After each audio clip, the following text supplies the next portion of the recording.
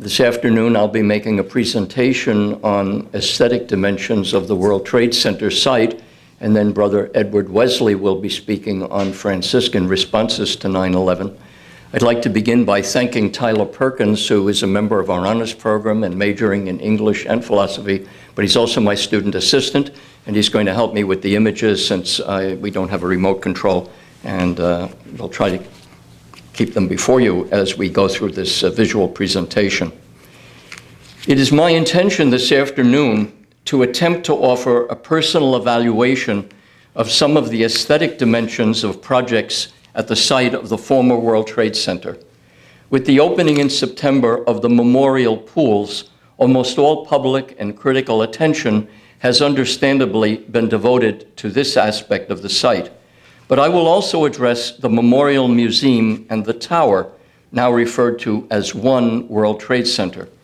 It must be remembered that in the 2 years after the tragedy of 9/11, almost all attention, public and professional, was focused upon what building or buildings would, in a sense, replace the fallen towers. Much of the public discourse seemed to imply that the tower or towers would be the principal memorial, as well as serving other essential functions. I remember in 2002 and 2003 visiting again and again Federal Hall at Wall Street, where models of the various entries for the architectural competition were on display.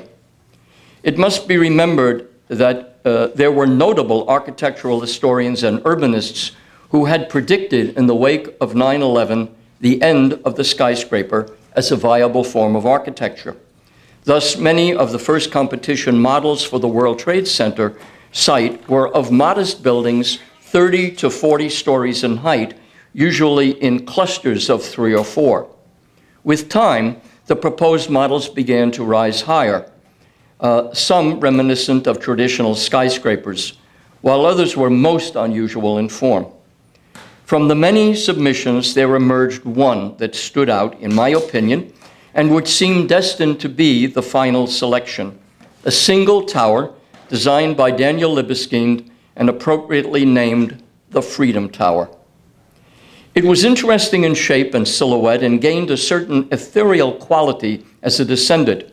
From it emerged an arm of sorts, most assuredly an architectural arm, which was meant to reference the raised arm of the Statue of Liberty. Symbolically, the building was to rise 1,776 feet, 1776 feet to its apex. Libeskind's building proposal was not just paper architecture. He provided carefully constructed plans and computer graphic models specifying how it could and would be built. However, his proposal had to win the approval of many constituencies. Among them, and we have in this photo, George Pataki in the center, the governor of the state of New York. To your right of him, Larry Silverstein, owner of the 2 fallen towers and the site developer. The Lower Manhattan Development Corporation, the Port Authority of New York, the New York City departments that deal with building codes, the New York City Fire Department, and the Federal Department of Homeland Security, to name but a few. And on your far right, you see Daniel Libeskind. In an essay published in 2004, I had written of Libeskind's proposal and model, I quote, "Of course, the proposal chosen will be modified considerably and may, in the end, bear scant resemblance to the current plans," unquote. This observation turned out to be an understatement of the first order. Had this project been undertaken in France, the final choice of the architect and proposal would most likely have been made after careful consultation by the president of the nation. When a new entrance to the Louvre in Paris was proposed in the 1970s, the architectural competition and the ensuing project were considered the most significant in France in over 100 years. When the proposal of the now famous glass pyramid by the Chinese-American architect I.M. Pei ran into trouble, President Mitterrand simply intervened and declared Mr. Pei and his project as the definitive winners. End of discussion. Not so in the United States. The President of the United States had no say or input into the World Trade Center competition whatsoever, and even Governor Pataki had limited leverage in terms of his influence. Of the many constituencies named earlier, it was the last three, in the end, which did in Libeskind's proposal. The New York City Department dealing with building codes and enforcement, the New York City Fire Department, and the Federal Department of Homeland Security. In their expert estimation, many elements of the building were not consistent with fire codes, safety procedures, and security against future attacks. The Libeskind proposal was not rejected. Rather, one element after the other was removed from the model, including the arm extending into the sky. Finally, Libeskind essentially withdrew his proposal, unwilling to redesign it with all the elements missing which he most cherished. Let me add that he did play a major role in designing the general plan for the entire site, and so his influence included other elements than this building, which he more or less abandoned. Into the gap stepped the fourth figure that we saw in that photo on your extreme left, the photo of dignitaries, David Childs of Skidmore, Owens, and Merrill. He and his firm were best known for delivering very competent, if unexciting, corporate towers throughout the United States and abroad. He proposed a structure that would also rise 1776 feet in the air, but that met all the specifications of safety and security as stipulated by the various agencies, including a base to the building that is essentially a 14-story concrete bunker. His proposal was accepted, and preparations of the foundations were begun. The exterior and his model offer no hint of the complicated provisions against terrorist attack and for security. As the tower rises, it elegantly changes shape.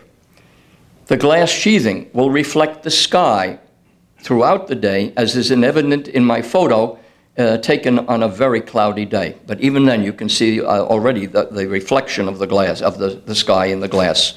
It is David Childs' intention to cover the 14-story bunker-like base with specifically translucent glass that will reflect interior light at night so as to suggest an interior glow. If we could have the image of the model, that's it, that's what he proposes to have there, that could suggest an interior glow from within that is seen without. Since this curtain wall is 14 stories high and at the base of the building, Childs has worked to develop a new type of glass that would not shatter under the effects of multiple car bombs. He has invested several years of almost full-time work and experimentation on this project, and recent tests on the glass have revealed, unfortunately, that the newly designed glass was not impervious to shattering as it had been hoped. This has been a severe setback for David Childs, who is now working to resolve the problems of sheathing this concrete base in attractive material that is also safe. Childs' building is no longer referred to as the Freedom Tower, but rather as One World Trade Center. At the present time, almost all attention, as I mentioned, is focused on the memorial pools and gardens. Next year, with the opening of the Memorial Museum, the focus will shift to that important project. If we could have the next image, yes. I want to go back to his model. But assuredly, in several years, when World Trade Center 1 is completed and open to the public as is planned, attention will return there, as it was in the months and years immediately after 9/11. And the public will focus on what has, in a sense, replaced the fallen World Trade Center towers. This is the structure that will be visible from the 5 boroughs and from across the Hudson River. In my opinion, this very competent, somewhat understated tower will be well received, as it should be. It totally avoids anything that might be thought of as a gimmick. And in its rather subtly expressed dignity, it will be, I believe, worthy of the memory of those who worked and died at the Twin Towers, as well as those who spent themselves in rescue efforts there over such an extended period of time. As is evident in my photo, World Trade Center number 1 is already claiming its place on the city skyline as one of our newest proud towers. here juxtaposed with the spire of St. Paul's Chapel, one of the city's oldest towers, and the site where George Washington used to worship. The second component of the ensemble is the Memorial Museum, which is scheduled to open next year. As the architectural model shows, the museum has a jarring, and we have this view, the model from above. The museum has a jarring or unsettling aspect in that it cuts sharply into the memorial garden of oak trees and somewhat separates the two pools. My image here only, and this is my photo, only reinforces the first impression. A visitor to the site whose judgment I value much thought, upon seeing it from this angle, of a sinking ship.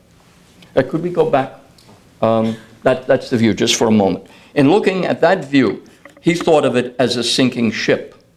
Now we'll look at these three views in a row of the entrance. The entrance, located near the corner of the structure, is enunciated in sharp staccato angles. And in the fourth view, my view from the rear, we have through the fencing there, still under construction, suggests a certain tension and instability to the building. I do not see these elements as symbolic per se, but rather as superb examples of what the 18th century French architects Boulay and Ledoux termed architecture parlante, that is to say, architecture which literally speaks to us through its external forms. The unexpected attacks of 9/11 affected a disequilibrium which reverberates to this very day. And this building gives expression to that and announces as well the inevitably disturbing and unsettling experience that awaits the visitor within the museum. While my friend thought of a sinking ship, I personally remember Daniel Libeskind's Jewish Museum in Berlin, which I had first visited this past summer and had photographed. Though called the Jewish Museum, it serves specifically as a Holocaust museum and memorial. Its staccato forms of exterior walls as well as windows are meant to offer a jarring and disorienting experience to the approaching visitor, an experience that is continued and increased within the museum. I have no reason to believe that Libeskind's work is being referenced or drawn upon here at the Memorial Museum in New York, but the similarities of intention and form are striking. The great challenge for the curators of this museum will be what items to include, how to narrate the events, in short, how to keep a proper balance of outlooks, perspectives, and experiences. Inevitably, there will be criticism of materials included or of others left out. These challenges will only serve to assist the curators to reevaluate their decisions. I went online in doing some research, and some of the items that are slated for being placed in there are deeply disturbing. Charred desks and remains of shoes and clothing, deeply disturbing. And these are items that are being considered, appropriately, I would say, for the museum. Already, a spirited debate has arisen as to whether this item of twisted steel, which survived the building collapse, should be excluded from the museum because of possible religious connotations that may not be acceptable to every visitor. These debates can be annoying or at times infuriating, but they do serve to challenge every premise, and if properly received, will only contribute to the quality of the exhibition and the overall narration. Finally, we come to the pools and the memorial garden. There were 5,200 serious submissions of proposals for this element of the World Trade Center site, one of the largest competitions in our nation's history. The winner was Michael Arad, a young man who at the time, 34, his plan was quite simple in comparison with many of the proposals: 2 pools of falling water surrounded by a grove of trees. Here you see a model with the trees more mature and developed than they are at the present time. The pools opened, as you know, to the public on September 12th of this year. Critical reaction to them has been very positive, and I would say correctly so. There were a small number of writers and critics who found fault. As an architectural historian, I also followed with interest informed public reaction, expressed in letters to newspapers and journals, film interviews, and in personal comments to me of friends who had visited the site and whose opinions I respect and value. Although the majority of critics, writers, and public reacted favorably, among those critical of Arad's proposal, the most frequent comment was that the entire project was too little, not enough, too minimalist. This last critique would please Michael Arad, since he has always created minimalist projects and would consider himself a minimalist of the first order. The last almost decade before this project, he has spent primarily designing and building police stations for the city of New York, as a matter of fact. I bring up these critiques of his minimalism at the outset because I wish to establish my belief that it is precisely this minimalism that is at the heart of the success of this very challenging project. Arad has created a space in which the visitor's experience is kinetic, moving through space, visual and auditory, the waterfalls. The pools and garden he has created are minimally manipulative of the visitor. And what I mean by that is that the space, pools, and gardens do affect the visitor and evoke certain responses, but in very moderate and subtle ways. There is much here that is neutral, minimalist, if you will, permitting the visitor to have his or her own experience rather than to be led to one by the architectural forms.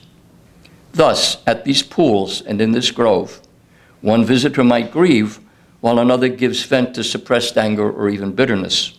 Another might share a happy memory and a smile or even laugh, while yet another might be moved to pray. All are invited to remember. Nonetheless, specific experiences are evoked. Essentially, the pools suggest irretrievable loss. The vibrant, lively water flows downward and away from the visitor and disappears into the second pool, into what is actually a sort of pit, where the water disappears, never to be seen again. Thus, the pools are referred to as the pools of absence.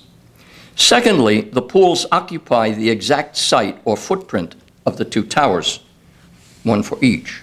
They mark the irrevocable loss of these buildings and guarantee at the same time that nothing will ever occupy those sites again, nor will anyone ever even stand on the site. While all of these associations might suggest only inconsolable grief, there is the gentle and soothing whisper, not a roar, but a whisper of the falling water and ultimately the presence of the names. Arad has accomplished here a very subtle and sophisticated balance between extremes of emotion, and his minimalist approach has permitted this. Closer examination will reveal, moreover, that there is nothing minimalist about his subtle manipulation of the elements of the site, all of which enhance the visitor's experience. To return to the issue of the footprint of the fallen World Trade Center towers, it is not completely true that the pools totally occupy the footprint. We need to go, that's it. And actually, the footprint begins here, at the first row of trees nearest the pool. Thus, as the visitor approaches and passes that last row of trees on the way to the names, he or she has entered upon the footprint of the lost tower. The visitor is allowed to stand on the very periphery of the former building, but to advance no further, as the void of the pool consumes all the rest. As one approaches the names, the waterfall can be seen, but it is only at a distance of 2 feet that the void opens up to view. The visitor may look into the void, but cannot enter it. The space of the pool and the smaller pool or pit are both essentially cubic. Since ancient times, cubic form in the built environment has been associated with calm, peace, order, and rationality. And Arad has skillfully drawn upon the subtle associations that cubic forms are said to evoke. And what materials has Arad used throughout this space? Some of the most basic materials and elements associated with commemoration dating back to the ancient Greeks and even well before. Water, granite, for the walls behind the waterfall, bronze for the names, groves of trees, of course, the proverbial garden, lost and recovered, and then the play of light and shadow upon all of these other elements. On the day I went, a very threatening Friday, threatening, stormy, and gray, but the light created a certain effect that will be different another day under different light. And so with that open space, the light creates its own atmosphere, all carefully arranged in a vast open space. It should be pointed out that in the squares of granite behind the waterfalls, the graining of the granite from one piece to another matches so perfectly that if the water is not running, the wall appears to be one continuous piece of stone, which actually it is not. Clearly, Arad's work is not minimalist in its execution of detail. I would like to refer to one other memorial to show that Arad's understated and subtle approach was not the only possible path to follow. The Oklahoma City Memorial at the site of the 1993 terrorist attack on the federal building there is very instructive. At the memorial, the architects Butzer and Berg use every device imaginable to manipulate the visitor and to evoke very specific emotional responses and reactions. I wish to stress at the outset of these remarks that there is nothing wrong with this approach, nor is it inferior aesthetically to Arad's in New York. It is simply different and may well be the best response in terms of public space and commemorative practice to that specific set of circumstances in Oklahoma City. However, it is specifically what Arad chose not to do. At the center of the memorial are rows of empty chairs, 168 in all, one for every victim of the terrorist attack, lined up in rows based on the floor upon which the victim died. 9 floors, 9 rows of chairs. There was a daycare center in the building, and the children who were victims are represented by 19 smaller chairs. Arranged as they are, the chairs recall the workers at their desks or the children at their seats at the moment they died. As one enters the space, a clock is set at 9:01, the last minute that they were all alive. As one exits the other end, the clock is set at 9:03, the minute when most were dead or dying, and when technically the rescue efforts had begun. The visitor is free to sit in any of the empty chairs and thus, in a sense, take the place of the victim. The emphasis is on not forgetting the specific circumstances of the deaths. And there is the unspoken invitation to relive the dying. Everything roots the visitor in the moment of the tragedy and invites reliving it. There is little to suggest or even allow any kind of transcendence from the horrible minutes which one is invited to relive once again. In her essay, Memorializing the Unspeakable, Carol Gold-Callow notes that in recent decades in public memorials, there has been a shift away from what she calls static sculpture to more experiential installations. Certainly, Oklahoma City offers an outstanding example of this shift. I cannot emphasize enough that I am not suggesting that this is an inferior approach. It is simply different, as we can see upon returning to the pools of absence in New York. Before I leave Oklahoma City, I wish to show a sculpture that was added after the opening of the memorial there, very near the memorial site. However, it is not part of the site officially. It is called the Weeping Jesus.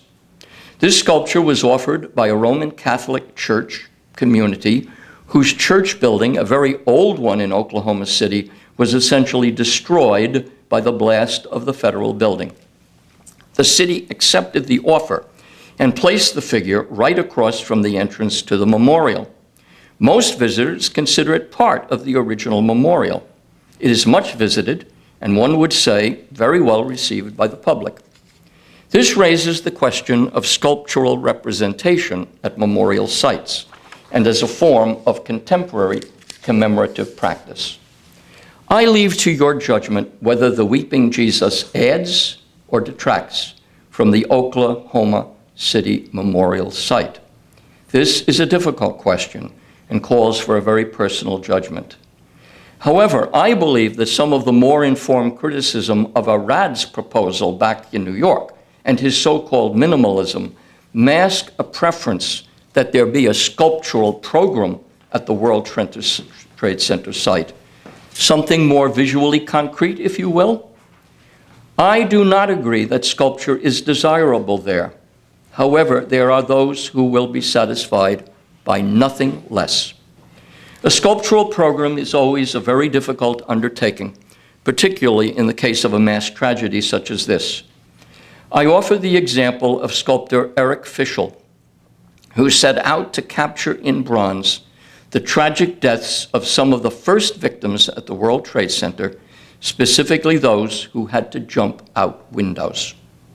In his sculpture of a falling woman, 2009, he attempted to concretize the horrible deaths these people suffered, to which he felt insufficient attention had been paid in the years and in the memorial discussions that had followed.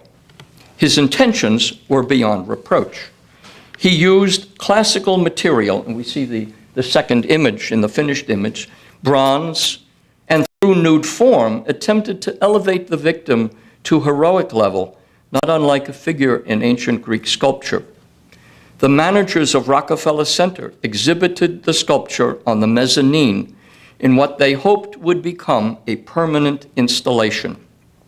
Within one day, they were overwhelmed by the complaints of visitors who did not impugn the sculptor's intentions nor his technique, but simply claimed that they had been deeply upset at what they had seen and felt that it was more than the public could bear. Within 2 days, it was hastily covered from view and then removed. Fischl responded in a series of interviews and written pieces, protesting his sincere intentions and offering apologies to anyone offended or deeply upset by his sculpture. The incident brought to light an ongoing issue in current commemorative practice, the role of representational sculpture, particularly with reference to terrorism and disasters generally. One might well consider my observations about aesthetic issues at the World Trade Center site as rather trivial when compared with the serious and pressing issues addressed by my distinguished colleagues at the first symposium over a month ago. Dr. Yassin El-Ayouti outlined how the Arab Spring and the successive revolutions have changed the context in which terrorism will or even can operate in the future. And Dr. Gerald Galgan spoke movingly of philosophical memory and the role that the practice of true philosophy can offer in informing ethical and moral conduct between international communities. By contrast, one might ask, just how important are these apparently minor artistic and aesthetic issues in the end? But the answer is that they are very important because they touch upon how we remember. Remembering is one of the most fundamental human activities. Through memory, there come alive and present to us people who are forever gone from our midst and events which are long since over. In recent decades, so much new scholarship has emerged on memory, not just from a psychological point of view, but in terms of collective memory and commemorative practices, to name just two. One thing is certain. There are forms of remembering that can bind us to the past, to what was, so tightly as to permit no movement forward, producing at its worst a form of servitude. In this regard, the distinguished French historian, philosopher, and critic Pierre Nora has expressed the view that in recent decades we have all experienced what he calls tidal waves of memory. He then writes, and I quote, "No era has ever been so much a prisoner of its memory," unquote. There is, however, also a memory that allows for at least the possibility of healing or comfort or better understanding, sometimes even of movement forward. Andreas Wiesen, in his essay, Monuments and Memory in the Postmodern Age, has written, and I quote, "Remembrance is a vital human activity that shapes our links to the past and the ways we remember define us in the present. As individual societies, we need the past to construct and anchor our identities and to nurture a vision for the future," unquote. It is my opinion that the ensemble of projects at the site of the former World Trade Center have the potential to fulfill that role of memory. We will not really appreciate them or be able to offer a final judgment until all the construction is completed many years from now, and they can be visited and experienced as the ensemble that they were meant to be, and without the noise and confusion of ongoing construction all around. But by all appearances, at this point in time, they have enormous potential. What can be said definitively is that the greatest pitfall has been avoided. They are not in any way tawdry or even mediocre. And make no mistake about it, at the outset of 2001, that was the greatest fear of many. James E. Young, in The Art of Memory, has written, and I quote, "We realize that the art of memory neither begins with a monument's groundbreaking nor ends with the ceremonies conducted at the site. Rather, the art consists in the ongoing activity of memory, in the debates surrounding the memorials, and in our own participation in the memorial's performance," unquote. And that is the key phrase, in our own participation in the memorial's performance.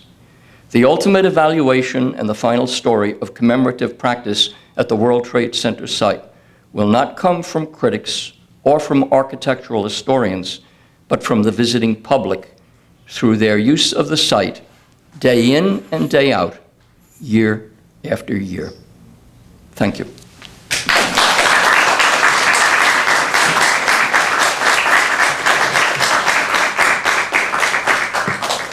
We'll have time for questions or comments at the end, but it is my pleasure to introduce our second speaker today. Brother Edward Wesley is chair of the Department of English, former director of the honors program, and not only an expert in many forms of literature, but has studied and presented often on aspects of Franciscanism in literature and in thought generally. Brother Edward Wesley.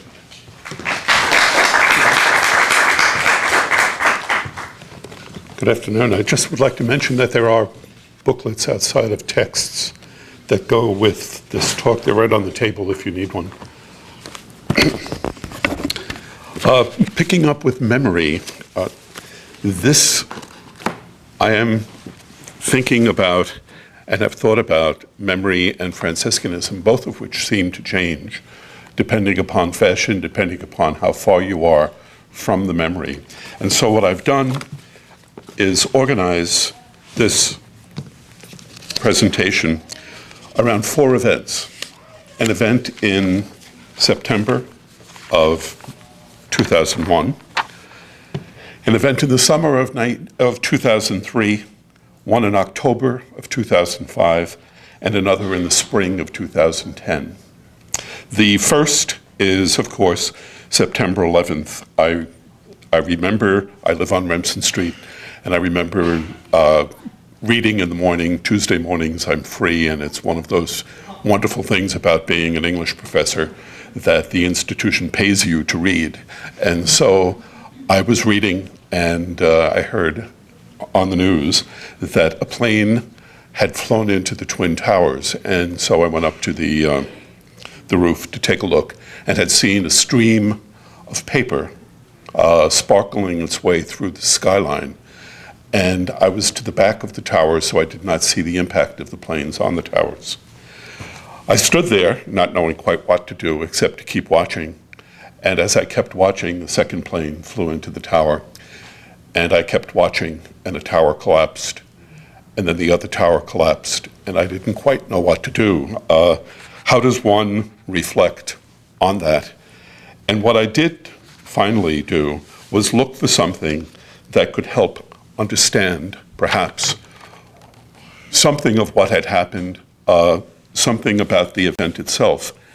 And that was a poem by St. Francis called The Canticle of the Creatures. It is in medieval Italian on pages 2 and 3 of your booklet. which I'm not going to read.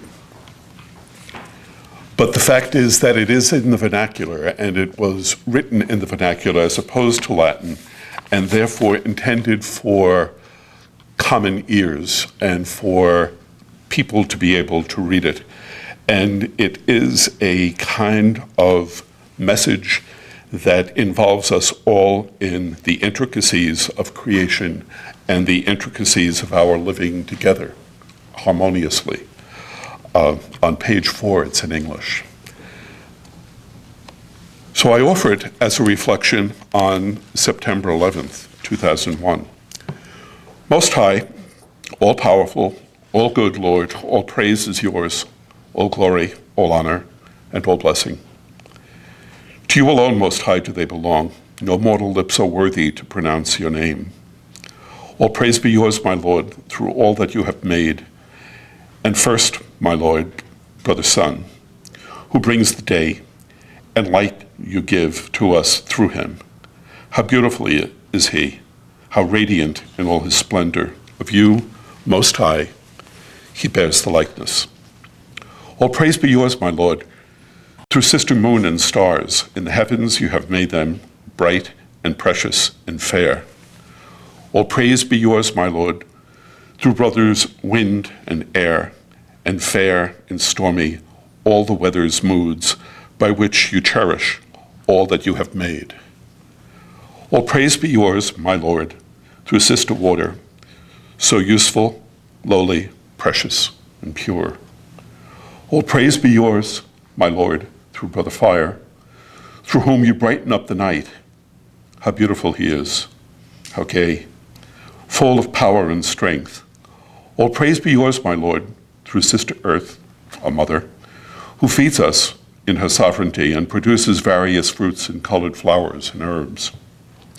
All praise be yours, my Lord, through those who grant pardon for love of you, through those who endure sickness and trial. Happy those who endure in peace. By you, Most High, they will be crowned. All praise be yours, my Lord, through sister death, from whose embrace no mortal can escape. Woe to those who die in mortal sin. Happy those she finds doing your will. The second death can do no harm to them. Praise and bless my Lord, and give him thanks, and serve him with great humility. Thinking about that, thinking about God and the importance of God to this event, to the poem, I also remembered to put on the cover our school logo, which has the Franciscan motto on it, Deus meus et omnia, which is really what this entire reflection is about the place of God only in the important things of our lives and how we fit into that pattern. I thought about the Canticle of the Creatures for a long time. This is sometimes, by the way, called the Canticle of the Sun, but that's not really the title of the poem. The title of the poem is really the Canticle of the Creatures. It's about creatureliness and creaturehood and our place in that. But in the summer of 2003, while I was still thinking about 9/11, 9/11 is not an easy thing to forget, I had a summer course that I taught on the poet Gerard Manley Hopkins. Hopkins was a Jesuit and was given to Franciscan thought, which is really interesting and a real triumph, I think, for Franciscans. He liked Duns Scotus and used Scotus's ideas and was a poet, but when he joined the Jesuits, he decided to have his poetry burned, and he proceeded with his studies until one of his superiors told him that he would like him to write a poem on the death of 5 Franciscan nuns who were drowned between midnight and the morning of December 7th on a ship, the Deutschland. And the poem, The Wreck of the Deutschland, was something that Hopkins wrote. Interestingly, and gossip, Hopkins had submitted it to be published in the Jesuit magazine, The Month, and The Month turned it down.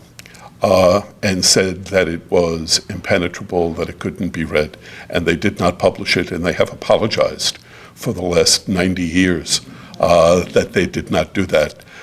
But the interesting part about the poem that I found particularly for reflections on 9/11 is what Hopkins called part the first, which is the reflections of the tall Franciscan nun and her relationship to God and to creation and to death as she is drowning in a tragic moment similar to 9/11. And so I offer that as a reflection on 9/11 3 years later. This is on page 6. Thou mastering me, God, giver of breath and bread, world's strand, sway of the sea, Lord of living and dead, thou hast bound bones and veins in me, fastened me flesh, and after it, almost unmade, what with dread thy doing? And dost thou touch me afresh? Over again I feel thy finger and find thee. I did say yes, O at lightning and lashed rod, thou heardst me truer than tongue confess thy terror, O Christ, O God. Thou knowest the walls, the altar and hour and night, the swoon of a heart that the sweep and the hurl of thee trod, hard down with the horror of height, and the midriff strain with leaning of laced with fire of stress. The frown of his face before me, the hurdle of hell behind, where was a place? I whirled out wings that spell and fled with the fling of the heart to the heart of the host, my heart, but you were dove-winged, I can tell, carrier-witted. I am bold to boast, to flash from the flame to the flame then, tower from the grace to the grace. I'm not going to finish, but I do think that it is a poem that is worth reading and reflecting upon as she is dying and sinking into the ocean and understands how the action of God is all part of, and she is part of all that is as well. That was from the summer of 2003, with, I'll say, a very good group of students who keep that memory kind of fresh. In October of 2005, I was part of a group that was called the Tent of Abraham, Hagar, and Sarah. Arthur Wasco, a rabbi from Philadelphia, led this group, and he sent out a call, and some of you might remember the call. I have the call here. God's October surprise, a call to share sacred seasons. At just the moment of history when religious conflicts have reemerged, bearing lethal dangers for each other and our planet, God has given our spiritual and religious traditions a gift of time.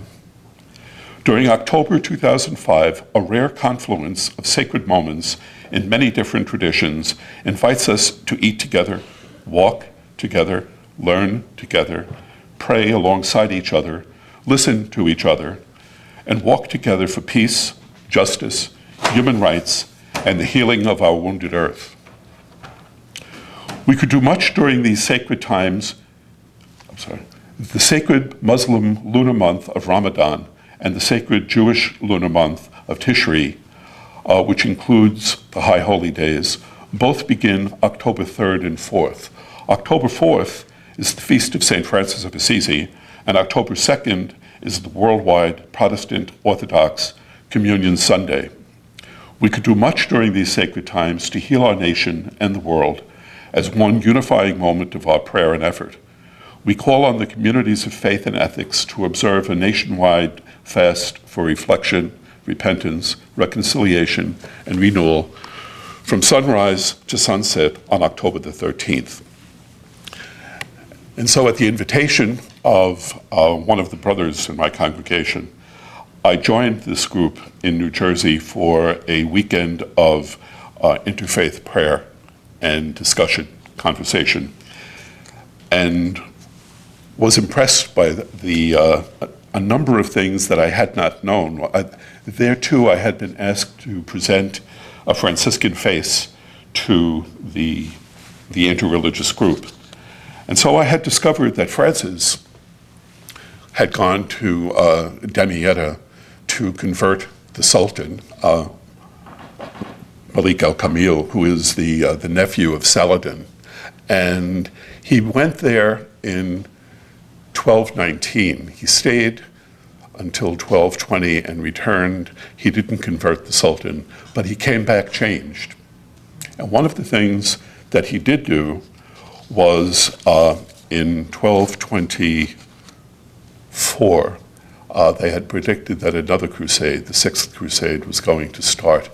And so Francis was disturbed by that. He was anxious over the fact that his friend, the Sultan, was now going to be part of the violence that was going back to the Holy Land. And he wrote a prayer called the Praises of God that was very similar to a prayer that he had become familiar with while he was in Damietta, which were the names of Allah, the 99 beautiful names of Allah, prayed on 33 beads. Jean-Francois Godet Caligaris, mentions here that Francis had stylized the prayer into 33 sections in imitation of the praises of the beautiful names of Allah. And he wrote it on a piece of parchment by hand. We have very little that Francis actually wrote, but we do have this. It's on a small piece of sheepskin, and it's written on the skin side of the parchment. And those prayers, you can see the 99 beautiful names of Allah on page 10 of the pamphlet. But on page 13 is Francis' prayer, and that I would like to read. Again, similar to Hopkins, similar to the Canticle of the Creatures. You are holy, Lord, the only God. You do wonders. You are strong. You are great. You are the Most High. You are the Almighty King. You, Holy Father, the King of heaven and earth. You are three in one, Lord God of gods. You are good, all good, the highest good, Lord God, living and true. You are love, charity. You are wisdom. You are humility. You are patience. You are beauty. You are meekness. You are security. You are inner peace. You are joy. You are our hope and joy. You are justice. You are moderation. You are all our riches. You are enough for us. You are beauty. You are meekness. You are the protector. You are our guardian and defender. You are strength. You are refreshment. You are our hope. You are our faith. You are our charity. You are all our sweetness. You are our eternal life, great and wonderful Lord, God Almighty, merciful Savior. I think appropriate for the group that was meeting in New Jersey, and appropriate for another memory and remembrance of 9/11 and a response to 9/11, but this time 4 years or 5 years after that date. Finally, in the spring of 2010, I had an opportunity to teach an honors seminar on Francis, which I've taught before, but this time decided to take a chance and to do something political and to do something theological and to do a little bit less literature. And so we took a look at the theological and political slant that Francis gave to some of his writings, and for his particular intuition, which was poverty. Poverty, which is among the Franciscans spoken about and debated in many, many different circles.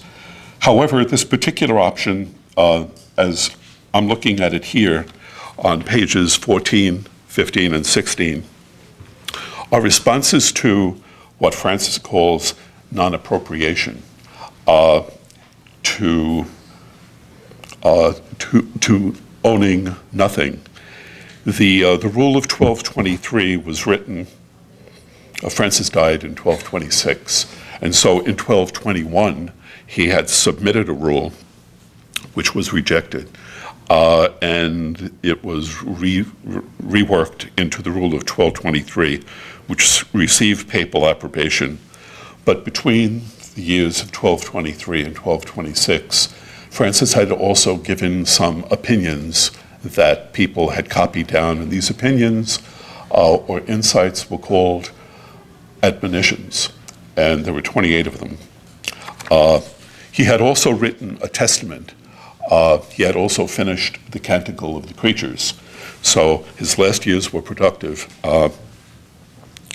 And as a response to 9/11, as a response to the world situation with oil and war and how things had changed since September of 2001 and where they were in September of 2010, I offer the following reflections.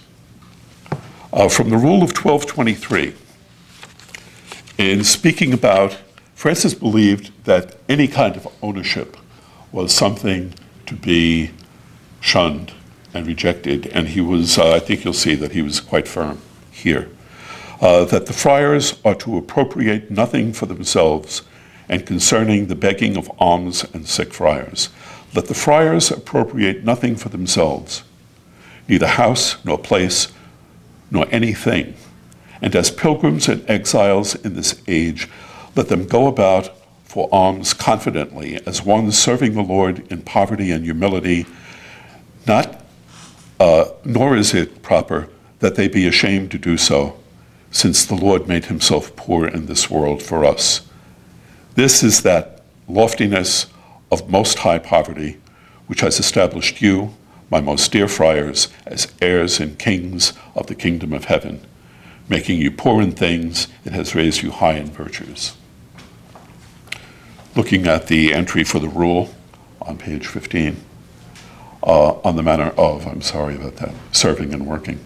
Let the friars beware of themselves wherever they have been, in hermitages or in other places, that they appropriate no place for themselves, nor defend it against another, and whoever has come to them, friend or adversary, thief or brigand, let him be kindly received. We had a brother here the other day who spoke about Rivo Tordo, a little place that Francis and the early friars had lived that was part of a farm, and they had eked out part of the land.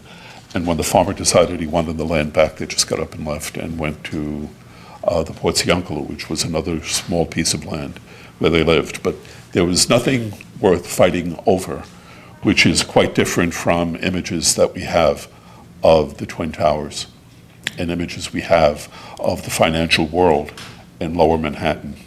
Of the preachers, and I think it's interesting that he calls some of the brothers just prayers.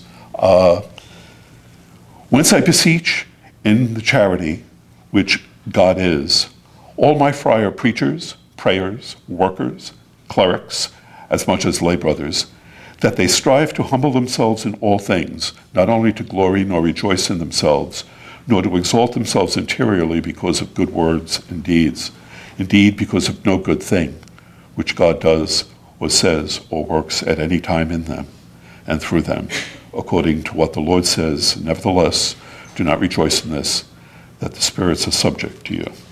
And so we were not. I know that the studies that I have, I don't think Francis would have been extraordinarily happy that I had spent a great deal of time gaining a PhD and having that recognized as such. Nothing was supposed to be claimed. No appropriation of any kind whatsoever. It didn't have to do just with property and money. It had to do even with books, which I live by. Finally, on page 16, just a small point here is the evil of self-will. This is Francis looking at Adam and understanding that Adam was actually guilty of appropriating to himself what God had given him as gift. And it gains comments occasionally from women in the audience who finally realize that there is someone who doesn't blame Eve for all of the things that we can blame Eve for. He says, "The Lord said to Adam, 'Eat of every tree, do not eat of the tree of knowledge of good and evil.' He was able to eat of every tree of paradise since he did not sin, as long as he did not go against obedience.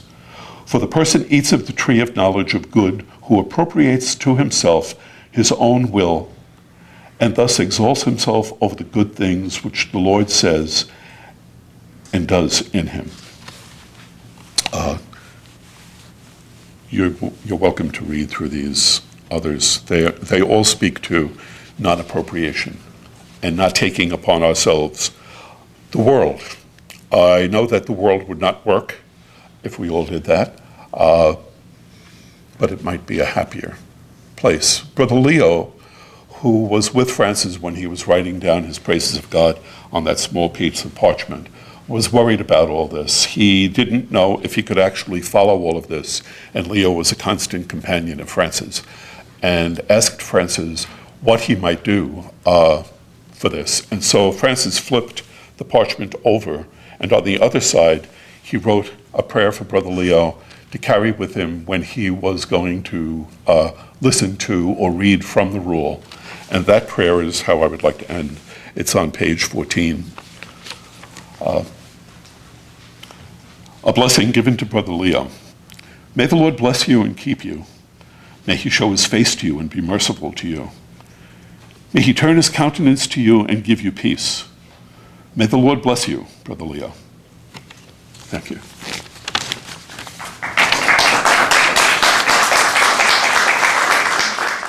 Well, I agree. I think that's the essential idea of the flowing away, and therefore remembering what was there and what is lost. But it is true, too, there's something comforting for those of us who simply know the mechanics that the water does return, in a sense that obviates the first part of it being irretrievably lost, but it is a continuum and it continues.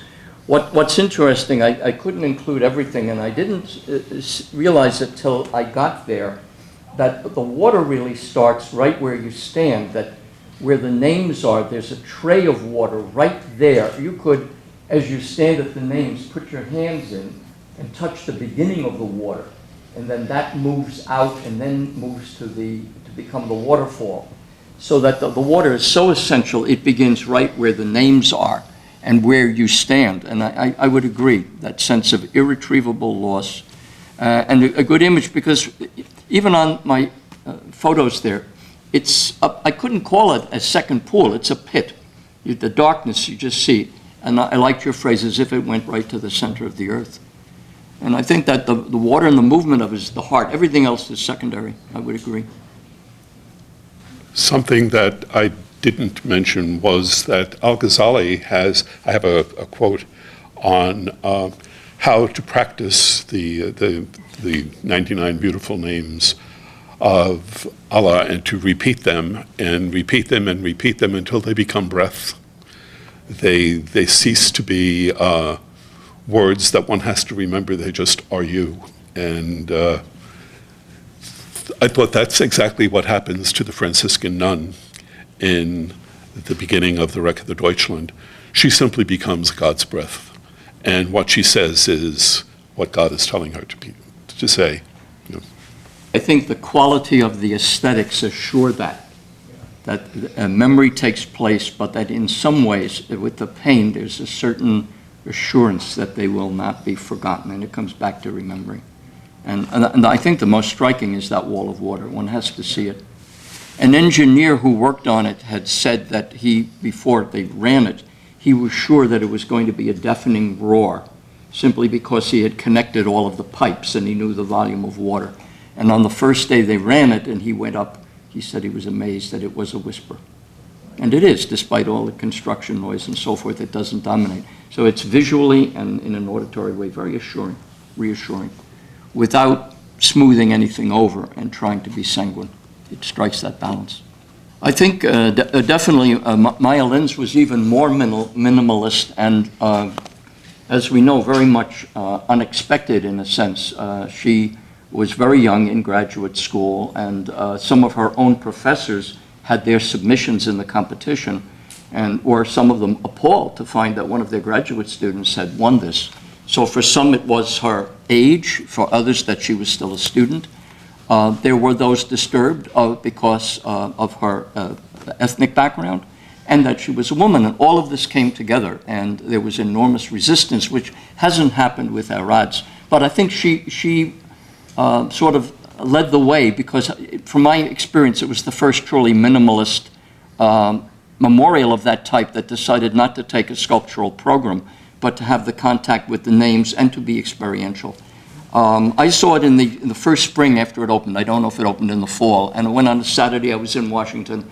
And the people weeping and the things going on, it was impossible not to be deeply moved just to stand there and watch what was happening. And I knew this is a total success, because these were the veterans and the friends and the family reverentially experiencing this. I'm sure some of them had been critical of it before they arrived there, because we were not used to that. A piece of stone that descended into the earth and rose again.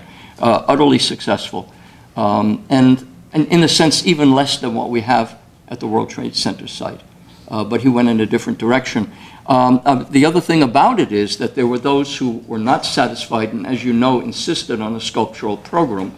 And so a bronze of some soldiers was cast and set so that you could see in the concrete soldiers. And then very shortly after that, it was pointed out correctly that they were all men and there were no women. And so a second bronze was cast of women who served in the war. But it showed that need for some for a sculptural program. My own experience after that Saturday was that was not necessary. It was not necessary for me, but it served the purposes. And the space permitted it. They were, as you know, they were both close enough to be part of it, but at a distance so that they did not intrude on her plan, on her concept of how the memorial is experienced. So one could go through it and not visit the sculptures. It was really very brilliantly placed, but it is instructive.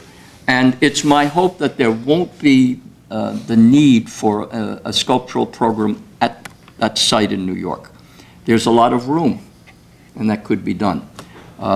But it's all there. But I admire enormously what she did, and I think it's the prototype. Great success. I think. Should we? Yeah. Thank you all. Thank we you very have much. some refreshments outside.